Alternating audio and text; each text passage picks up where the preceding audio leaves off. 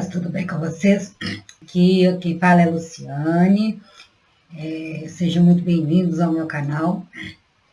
Aqui a gente faz um estudo aprofundado da doutrina espírita, das realidades do mundo espiritual e da reforma íntima. E aí, para me comprometer a estudar todos os dias, eu venho aqui como um aprendiz. Eu pego e gravo 2 vídeos por dia para vocês, um de um texto de reforma íntima e o outro algum texto mais aprofundado do Chico, do Divaldo, trazendo as realidades do mundo espiritual, do Kardec, para a gente poder estudar e se aprofundar. Estamos no meio da transição planetária, escolhemos estar aqui nesse momento. Está todo mundo sendo muito cobrado para evoluir, e evoluir o planeta. E muita coisa sendo mostrada e as pessoas estão assustadas. Parece que o mal está tomando conta, mas não é. É porque o mal faz muito barulho, já tem muitas mais pessoas preocupadas com o bem do que com o mal. E o que aparece de errado é para ser consertado. E aí a gente tem que... Nossa responsabilidade é muito grande. Não que a gente seja perfeito, espíritos iluminados, mas a transição planetária só vai acontecer quando os habitantes da Terra fizerem a sua transição pessoal. E nesse ponto é disciplina, conhecimento, reforma íntima. A gente tem feito um progresso intelectual muito grande, agora a gente precisa fazer um progresso moral também. Então, hoje eu vou ler para vocês aqui um texto do livro Fonte Viva, do Emmanuel. Tapa na cara, para variar. A lição de 63, diferenças. Nisto, todos conhecerão quem sois meus discípulos, se vos amardes uns aos outros. Jesus, João 13, versículo 35. Então, não precisa falar mais nada. Tem muitos que se dizem cristãos, mas será que eles conseguem amar uns aos outros? Será que eles conseguem perdoar as pessoas que lhe fazem mal? E perdoar não é não desejar que a pessoa pague o mal que ela fez. Não precisa de vingança com as próprias mãos. Perdoar é, por exemplo, não ficar desejando que Deus faça a pessoa pagar pelo mal que ela fez. Não é também esquecer, a gente não esquece. A gente só não deseja o mal para o outro. A gente compreende que o outro segue seu caminho. Aí tem uma parte lá do Paulo. Paulo é ótimo, Paulo é gente como a gente. É Jesus, ame uns aos outros. Paulo fala assim, em Colossenses, se vocês ainda não conseguirem amar, pelo menos suportem uns aos outros. Já é mais fácil, mas é complicado. Esses dias eu estava vendo que a gente vê assim, esse surto de egoísmo, de vaidade. E eu estava vendo como existem... 1 em cada 10 pessoas tem traços narcisistas. É completamente diferente de uma pessoa que tem transtorno de narcisismo. Mas 1 em cada 10 pessoas na face da Terra tem traços de narcisismo. Talvez até a gente saiba e não tem. O narcisista nunca admite que ele é narcisista. Mas são pessoas extremamente vaidosas e orgulhosas, que criam um personagem para si mesmo, com mania de grandeza, com mania de ser especial, e geralmente conquistam e acham que eles são o que as pessoas pensam que eles são. Eles constroem essa imagem e vivem nessa fantasia. E eles acabam sendo muito previsíveis, são pessoas com pouca empatia, pouca sensibilidade, e dependendo daquilo que é importante para eles, eles atropelam mesmo as pessoas. Tem gente que o negócio é dinheiro, a pessoa extremamente religiosa, vai na igreja, faz caridade, mas na hora que o bicho pega, que é para dar o testemunho, ela tem coragem de despejar o avô da casa dele, para não ter que dividir herança com os tios. Foi advogada do pai. Então, assim, não é que a pessoa... são traços de maldade ainda dentro de nós. Eu estou dando esse exemplo aqui, mas eu acho que se a gente sacudir, vai cair narcisista às pencas. É um traço... Nós somos muito orgulhosos e muito vaidosos. E a gente cria esse personagem para nós, a gente se desconecta. E a gente acaba achando que é muito mais iluminado do que realmente é, muito mais especial do que realmente é. E não, eu uso roupa cara, eu tenho um carro de marca. Todo mundo, as pessoas se comparam com todo mundo, essas pessoas se comparam com todo mundo, são pessoas extremamente consumistas, materialistas, vaidosas. Elas se comparam com todo mundo e acham que todo mundo vai comparar com elas. E tão desconectadas, elas acham que são o que as pessoas pensam delas. E para conseguir o que querem, para se sentirem especiais, para terem aquilo que vai alimentar o personagem que eles criaram para si, para que eles realmente sejam aquilo que eles imaginam que sejam. Eles não pensam duas vezes em passar por cima das pessoas e se vingam quando contrariados, quando alguém se atreve a negar aquilo que eles acham que é a obrigação do outro fazer por eles, porque eles são especiais. E aí eu estava vendo adoro ver essas coisas, vendo esses vídeos na internet, as pessoas falando sobre narcisistas. E fiquem longe, gente, não, Deus mandou a gente amar uns aos outros. São pessoas difíceis, são. Os psicólogos falam que são os mais difíceis de tratar desses distúrbios emocionais, são. Mas se eles entram na vida da gente é porque, de alguma forma, a gente fez por merecer. Na vida pode até existir injustiças, mas injustiçados nunca. E eles chegam para nós porque tem algo a nos ensinar a nosso respeito. Se a gente olhar para eles como espelho, os narcisistas são ótimos para enxergar todas as nossas falhas e as nossas fraquezas. E eles podem ser uma excelente ferramenta para a gente aprender a se amar. E somente se amando a gente consegue amar o próximo. Somente se amando a gente consegue ser bom para o próximo. Se a gente não se amar, não adianta nada. E eles são especialistas em manipular as pessoas, em usar as fraquezas delas para conseguirem o que quer. Nem todos chegam àquele grau de perversidade de querer entrar no ciclo do destrutivo, né? Mas eles são muito hábeis em manipular as pessoas. Então a gente está no momento da humanidade que a gente precisa ter autoconhecimento. Então não adianta, igual estou vendo ali, fico vendo na internet, fique longe, às vezes não tem como ficar longe. A gente tem que aprender a amar eles. E aí vem esse recado aqui de Jesus. Nisso todos conhecerão quem sois meus discípulos, se vos amardes uns aos outros. Não é para amar só quem a gente merece. Eles falam, e aí eu até concordo que, por exemplo, essas pessoas narcisistas, elas são espíritos umbralinos, que estão tendo a sua última oportunidade de reencarnar aqui na Terra. Não são espíritos com pouca luz. Eles vão trazer sofrimento, porque eles acham que o sofrimento é normal. Eles não conhecem aquela paz que Jesus deixou. E aqui na Terra está todo mundo encarnado junto, mas quem se diz discípulo de Jesus, quem quer seguir essa linha, não pode escolher, a gente tem que se proteger, não pode permitir que eles nos façam mal, mas como? Conhecendo a nós mesmos. Conhecereis a verdade e ela vos libertará. Nós somos prisioneiros de uma sociedade livre. A gente é educado para achar que nós somos o que as pessoas pensam a nosso respeito. A gente é educado para valorizar a opinião da maioria. E agora, nesse universo de TikTok e Instagram, eu acho que a gente tem que tomar um cuidado triplicado para educar nossas crianças, porque é uma máquina de narcisistas. Os pais elogiam os filhos o tempo inteiro e as crianças começam a se achar mais especiais do que realmente são. Tem que saber a medida certa do elogio, mas tem que saber falar não também, colocar limites. E o Instagram, o TikTok, curtidas instantâneas.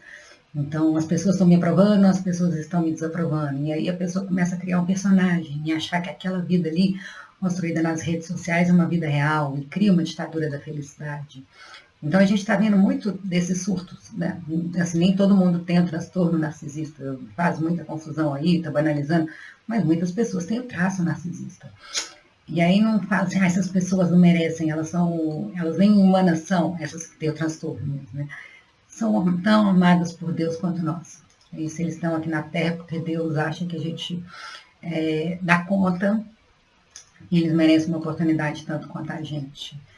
Então, aí é um exemplo, porque eu estava pesquisando isso esses dias, mas é bem isso, conhecerem meus discípulos por muito se amardes, por amardes uns aos outros.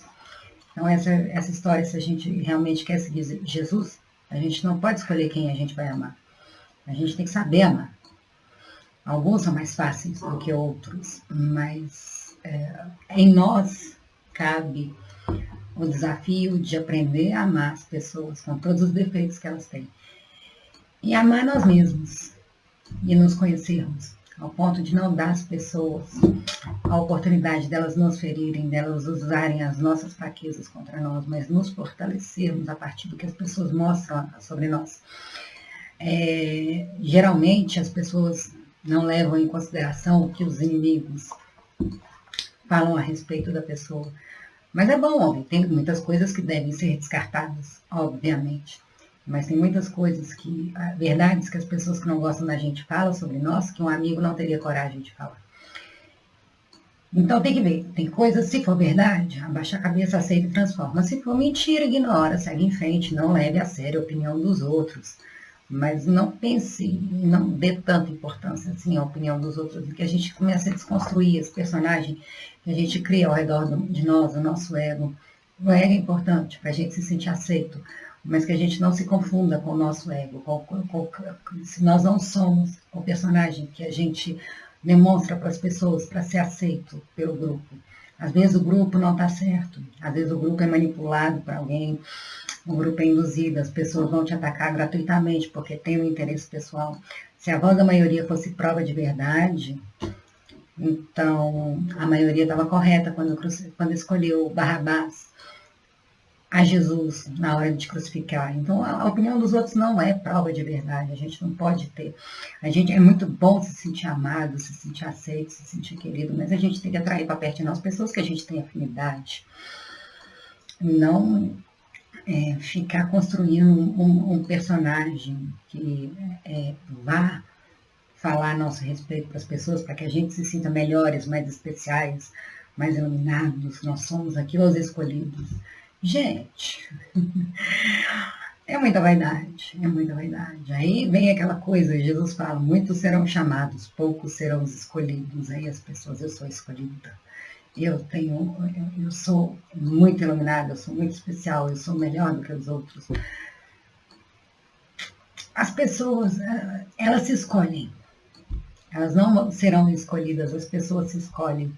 E como é que elas se escolhem? Amando uns aos outros. Aquele que não conseguir amar o próximo não se escolherá para ser um eleito, para entrar no reino dos céus. Porque o reino dos céus não é um lugar lá no meio das nuvens, é aqui dentro do nosso coração. Então, vou continuar lendo aqui, né? Eu sou apaixonada com Jesus, eu realmente, é meu mestre, meu guia, meu exemplo, ele está muito distante de mim, mas eu fico vendo a grandeza desse homem. E aí, até para aquelas pessoas que falam assim, Jesus não existiu, caramba, mas alguém escreveu isso tudo. Talvez não tenha sido o personagem de Jesus, com a história que nasceu da Virgem Maria, e filho de José, do jeito que a gente conheceu, mas alguém, um espírito muito, muito, muito elevado, veio aqui e trouxe todo esse conhecimento para nós. No momento da humanidade, que a lei era olho por olho e dente por dente. Ele veio e trouxe a lei do amor e da caridade. Então, independente do nome, espírito elevado não se importa de ser reconhecido. Você vê assim no Evangelho segundo o Espiritismo, o que mais tem é espírito que não se revela. Eles não têm essa vaidade de querer mostrar que eles são autoridade. Eles fazem porque é da natureza deles compartilhar, ajudar o próximo, não para serem reconhecidos e serem aplaudidos por causa disso. Nós somos prisioneiros de uma sociedade livre porque a gente acaba direcionando todas as nossas atitudes para aquilo que vai nos trazer aplauso, reconhecimento, desejo, para aquilo que as pessoas vão nos admirar. Isso é uma prisão. Isso é uma prisão, porque nem sempre as pessoas vão querer nos aplaudir. Nem sempre o que a gente precisa fazer vai agradar as pessoas. Imagina um presidente 100% populista, que nunca quer desagradar as pessoas para não perder voto. Ele vai quebrar o país, como de fato já aconteceu várias vezes. Agora, se você tem um presidente responsável, que não tem medo de ser impopular, mas toma as medidas necessárias, ele traz muito progresso para o país. Eu lembro muito do Fernando Henrique. Fernando Henrique não teve medo de ser impopular. Muita gente ainda fala dele, aquela coisa toda, mas para nós, desde que a Constituição de 88 foi o presidente que mais progresso trouxe para o Brasil. As pessoas falam que foi o Lula, mas o Lula pegou o Brasil redondo. O Fernando Henrique tinha acabado com a inflação. A época que o Lula assumiu, o mundo inteiro estava em crescimento. Os países do BRIC estavam em crescimento. E mesmo assim, o Brasil foi o país que menos cresceu do BRIC. Mas o Fernando Henrique, ele acabou com a inflação, Ele tomou várias medidas impopulares de privatizar várias empresas que eram um rombo para os cofres públicos e deixou o Brasil redondo. Então você fica pensando assim, as pessoas, elas fazem tudo para, elas acham que elas são aquilo que elas querem, que as pessoas vão pensar a respeito delas, elas têm medo de fazer o que elas acham que é certo e acabam não fazendo o que tem que ser feito. Então é perigoso construir esse personagem de se achar acima do bem e do mal, ou escolhido, ou iluminado, ou abençoado. Todos nós somos abençoados, até os narcisistas. Até os narcisistas são amados por Deus, eles são mais ignorantes, mas são amados por Deus igualmente. Eu tô com esse negócio de narcisista na cabeça. Mas que a gente tenha coragem de ser verdadeiro conosco e não de viver baseado num personagem que a gente cria e que a gente vende para a sociedade. Então é isso. E eu sou apaixonada por Jesus, apaixonada. Para mim, ele foi o ser humano mais perfeito que já teve aqui na Terra. Quero muito aprender com ele. Tenho boa vontade. Ainda estou bem longe, bem longe, bem longe. Mas tenho boa vontade. E eu fico vendo essas coisas assim, eu fico tentando imaginar como aplicar na prática essas pessoas difíceis que cruzam o nosso caminho, que a vontade que tem é de sair correndo. Aí vem Paulo. Paulo é mais gente. Se vocês não conseguirem amar, pelo menos suportem uns aos outros. Já é um caminho. Vamos lá. Nas variadas escolas do cristianismo, vemos milhares de pessoas que de alguma sorte se ligam ao Mestre e Senhor. Há corações que se desfazem nos louvores ao grande médico, exaltando-lhe a intercessão divina nos acontecimentos em que se reconheceram favorecidos. Então foram curados. Quantos milagres não existem? Mas não passam de afirmativas espetaculares, qual se vivessem indefinidamente mergulhados em maravilhosas visões. Esperam milagres, né? Mas já aconteceu um milagre na minha vida, gente. Já aconteceu um milagre, assim. Foi intercessão dos médicos, mas meu filho estava com leishmaniose visceral, ele não estava sendo diagnosticado, cada dia pior. Aí, de repente, do nada, uma pastora evangélica foi lá e rezou, falou assim, você vai repetir em voz alta, seu filho está curado em nome de Jesus, seu filho está curado em nome de Jesus. E eu comecei a me agarrar aquilo com tanta fé, ele era recém-nascido.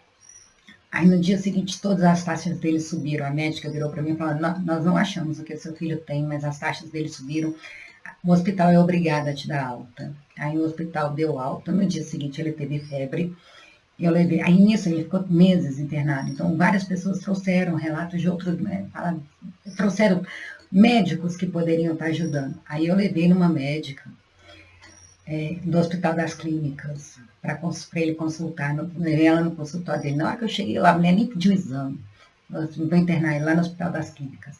Ele está com leishmaniose visceral, meu diagnóstico é clínico. Ela era simplesmente a coordenadora do combate de leishmaniose visceral no estado de Minas Gerais. Ela não precisava nem de exame. Aí chegou lá, já foi internado, já entrou tomando os remédios e hoje está ótimo.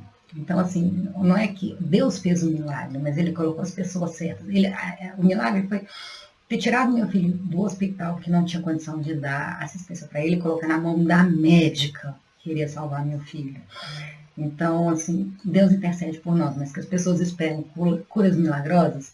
Não, a gente tem, por exemplo, a pessoa está doente, não vou tomar remédio porque Deus vai me curar. Não, Deus vai te curar através do remédio que ele inspirou outra pessoa para poder trazer a cura para a gente. Então, não é para ficar vivendo um mundo de ilusão e fantasia. A gente tem obrigação de cuidar do nosso corpo físico. O recurso está aqui. E seria uma falta de caridade conosco a gente não acessá-los. Então, assim, Deus age para o homem através do próprio homem. Não é para a gente viver num mundo de fantasia. Tem uma historinha que estava tendo um temporal. Para ver como é que essa coisa da crença em Jesus é uma fé, leva ao fanatismo, é uma fé cega, faca molada, igual diz a música, né? Do Milton Nascimento. Mas tem uma história que conta bem isso. Estava tendo um temporal e a cidade estava toda alagada. Aí um grande crente de Jesus, do Senhor, subiu para cima do telhado e começou a rezar, Deus me salva, Deus me salva, Deus me salva, Deus me salva. Aí foi um grupo de botes salva-vida para ela salvar, e falou, não, não vou, porque Deus vai me salvar. E ficou, passou um tempo, foi outro, e continuou rezando, pedindo para Deus salvar. Foi outro bote salva-vidas, e ele não quis, falou que Deus iria salvá-lo. E depois a água continuou subindo, ele continuou rezando, veio o helicóptero. Ele falou, Deus me salva, não vou entrar no helicóptero, porque Deus vai me salvar. Aí ele morreu afogado. Aí chegou no mundo espiritual, falou, Deus, mas por que você não me salvou? Eu falei assim, mas eu mandei 2 botes, mandei um helicóptero, você não quis entrar. Não tinha como eu entrar lá e fazer o que você queria, mas o recurso eu mandei para você. A mesma coisa esse negócio aqui.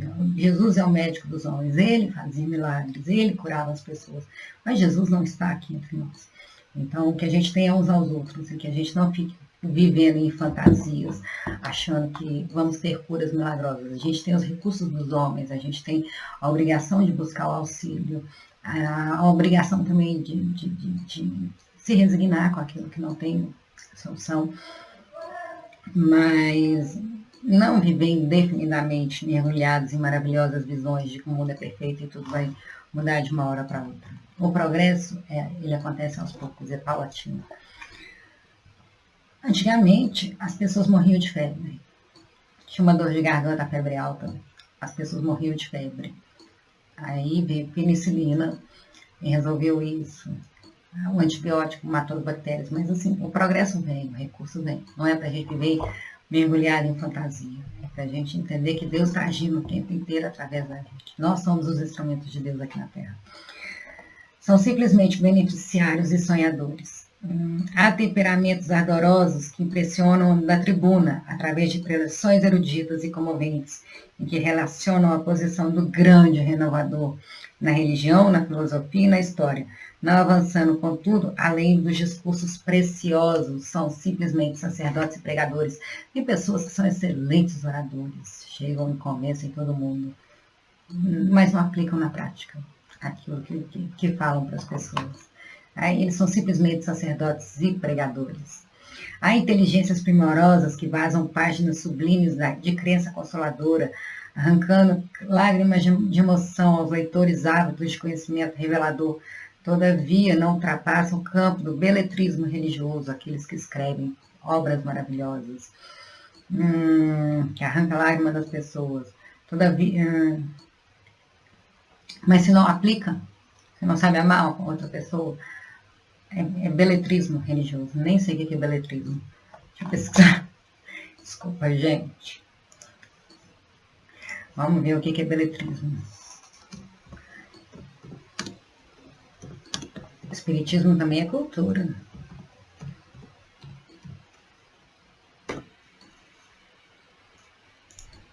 Beletrista. Ele é aquele que cultiva as belas letras. Ele é aquele... é simplesmente um grande contador de histórias. São simplesmente escritores e intelectuais. Todos guardam recursos e méritos especializados. Existe, no entanto, nos trabalhos da Boa Nova, um tipo de cooperador diferente. Louva o Senhor com pensamentos, palavras e atos. Cada dito, a pessoa é congruente. Ela pensa, ela fala e ela age de uma maneira coerente com os ensinamentos de Jesus.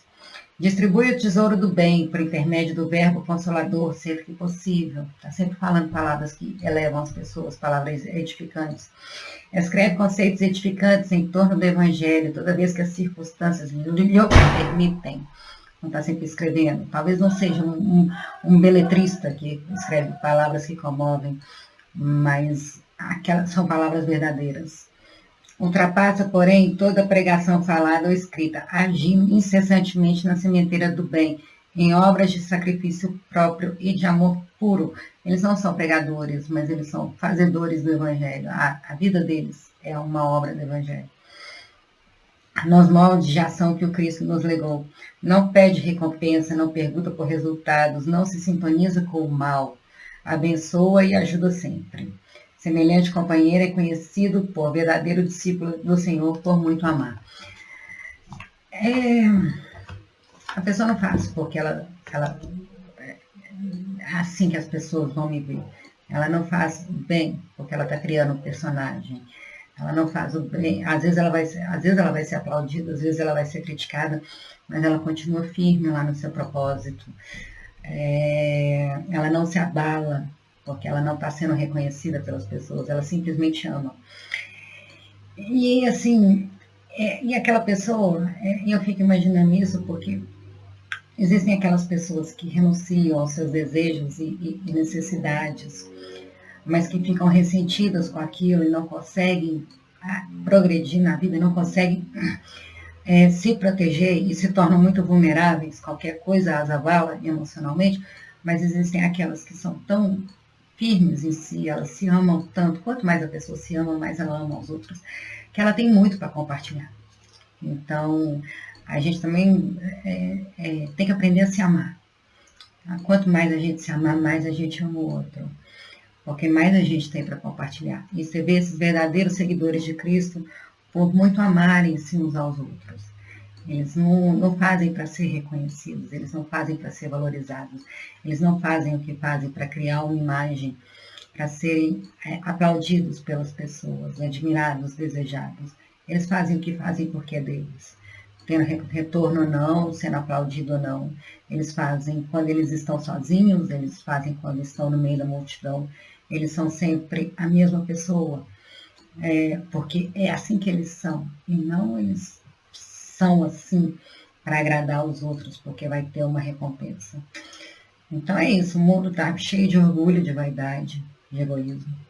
Cada um tentando defender seus próprios interesses. A gente escolhe aquelas pessoas que a gente acha que merecem nosso amor. Algumas pessoas são tão ruins que elas vão direto para o inferno. Quem sou eu? Eu sou muito melhor para andar com aquela pessoa, mas para Deus todo mundo é peso, todo mundo é igual. Alguns são mais lúcidos do que outros, mas Deus ama todos igualmente. E eu fico pensando nessas pessoas que são muito ignorantes ainda, que trazem muito mal. Tem uma coisa que fala que atrás de uma grande sombra tem sempre uma grande luz. A luz é a mesma. A sombra é a densidade do objeto. E por trás de uma grande luz também tem sempre uma grande sombra. Por trás de uma grande oportunidade tem sempre um grande desafio de igual proporção. E por trás de um grande desafio tem sempre uma oportunidade de igual proporção. A gente não pode considerar nada como absoluto. Aqui tudo é muito mutável. O fato, ele é um fato. Mas o que vai determinar o fato é a maneira como a gente se sente em relação àquele fato. Então, às vezes a gente pega uma pessoa assim, muito endurecida, que já errou bastante, fala, essa pessoa é ruim, eu sou melhor do que ela. Só que se ela tem uma sombra ali, pode ter certeza que ela tem uma luz de igual tamanho, esperando para ser despertada. E quando eu vejo essa passagem aqui do Evangelho, eu fico imaginando isso. Para a gente aprender a amar uns aos outros, a gente aprender a enxergar a luz nas pessoas, mesmo que elas mesmas não enxerguem. Claro, se protegendo, se defendendo, mas nunca excluindo as pessoas, nunca marginalizando elas, só porque elas não dão conta de fazer o que a gente faz, mas compreendendo, aceitando, amando. O amor cobre a multidão de pecados. E para a gente não ver nada como algo absoluto, mas sempre sim em transformação. E se a gente está aqui na Terra nesse momento, primeiro a gente enxergar a nossa luz, a gente aprender a se amar e procurar parar de julgar e começar a amar mais as pessoas, elas merecendo ou não. A pessoa vai responder por ela, nós vamos responder por nós. E que a gente não pare de fazer as coisas esperando retorno, esperando ter benefício pessoal, esperando ter recompensa ou resultado. Mas a gente faça porque o nosso espírito acha que é o certo a fazer. Então é isso. Deixe seus comentários, eu aprendo muito com vocês. Estou aqui como aprendiz. Um beijo. Fiquem com Deus, amo vocês. Um beijo, um queijo. Amo vocês. Com Deus. Espero que vocês gostem, tá? É feito com muito carinho.